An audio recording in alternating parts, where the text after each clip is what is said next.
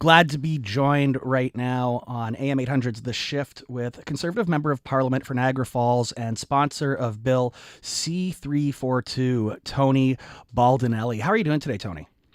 Well, thank you for having me on, John. Really appreciate it. And, there are many opportunities where we can talk about positive things. This is unfortunately not one of those, as we're discussing the transfer of Paul Bernardo from obviously the prison that he was in, high security, to a medium security jail in Quebec. First off, I'd like to get your reaction to the news.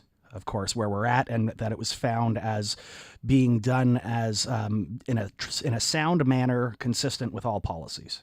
Well, I mean, first of all, it's outrageous that one of the worst serial killers in Canadian history has been, allowed to be transferred to cozier arrangement under this Liberal government's watch.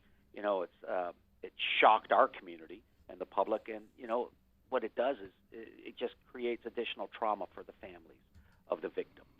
To your point, John, I mean, this was allowed because of Liberal legislation such as Bill C-83, which was adopted in 2019, which requires the Commissioner and Correctional Services of Canada to give the least restrictive environment to all prisoners, including mass murderers.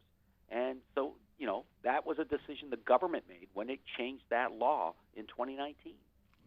So obviously you have your own vision as to where things want to go with the bill that you've introduced, Bill C-342. Tell us what it would do and why you think it's necessary. Okay, so my private member's bill would require that all court-ordered dangerous offenders and mass murderers be permanently assigned a maximum security classification. And it will also repeal the Liberals' least restrictive environment standard for assigning inmates to prison and restore the language of necessary restrictions that the previous Conservative government had put in place. And by doing so, by adopting this legislation, situations such as Paul Bernardo, and just recently I issued another news release on multiple murderer Mark Smidge, who was released. And so that would ensure that they serve their sentence in maximum security institutions. And, I think a lot of people would agree with that, maybe not at all times, but when it comes to something like this situation with something so heinous that everybody remembers so clearly, it's easy to want to see something stronger than it is. You have said that the Liberals aren't standing with victims whatsoever. Can you expound upon that, please? Well, again, I mean, by making changes such as C-83, at the same time that they did that, they also introduced C-75. I mean, that's in essence the catch and release bail reform programs that they also put in place in 2019. Their soft on crime agenda has simply not worked. Let's look at the bail reform that they talked about. Our leader uses this example quite often when he talks to rallies that he's speaking about. Just look at Vancouver, and the same 40 offenders were arrested 6,000 times in Vancouver in 1 year. And what happened recently to a young mother who lost her life to a stray bullet from a repeat violent offender who, despite having a dozen or more violations of probation orders. So this has to stop. And, so we are seeing these repeatedly occurring because that was, these bills were introduced to create situations that would allow for these transfers, as you've said. We know, though, that with Bernardo's security classification, it was reviewed 14 times between 1999 and 2022. Each time he met the criteria to be moved under medium security. It says those results, though, were previously overridden. The situation now, though, they say that, he has been generally conformist, I believe was how it was put. What's your take on that? Well, first of all, I mean, just to the commissioner's comments just yesterday, and I had to write this down. And her point about, and I put it's in quotes, despite the fact that he's at a medium security institution, does not negate the fact that he's a psychopath. Like in his last parole hearing in 2021, Tim Danson, who wrote a letter following this announcement, he wrote that, at that psychiatrist hearing that met at that time, they still described Bernardo as a sexual sadist, narcissist, personality disorder, and displayed psychopathic traits, and said that these conditions were not treatable. I mean, that was just 2 years ago.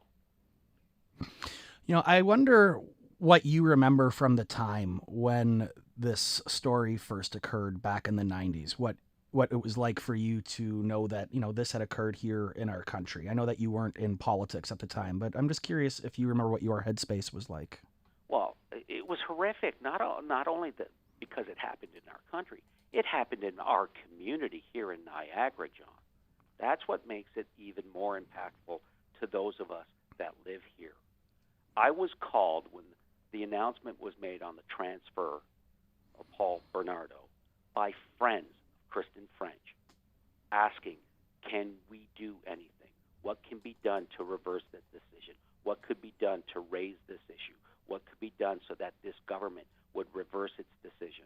That's when I began working with Pierre Poilievre, our leader, to create my bill 342, C-342, so to address this situation, to ensure that it becomes reversed and that it never happens again. Now, the Conservative Party has called on Minister Marco Mendicino to resign, in fact, saying that the minister lied to Canadians when he said that he can't do anything about the transfer. The Conservatives, and I'm sure that you stand with this as well yourself as a member of the Conservative Party, are calling on the minister to transfer Paul Bernardo. Yes, he has the power now, currently under his authority, to issue a directive to the commissioner to require all mass murderers stay in maximum security penitentiaries. He could do that now, but he refuses to do so. I mean, this is the government that implemented C-83, so he refuses to take such action.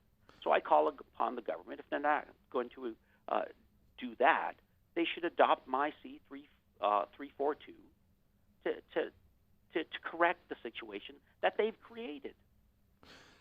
So what kind of work are you doing in terms of bringing other parties on board with you, getting other support for your private members bill? What type of response have you received so far? Well, right now, John, we're in the summer recess, so we'll have to go back and undertake the entire legislative process in the fall.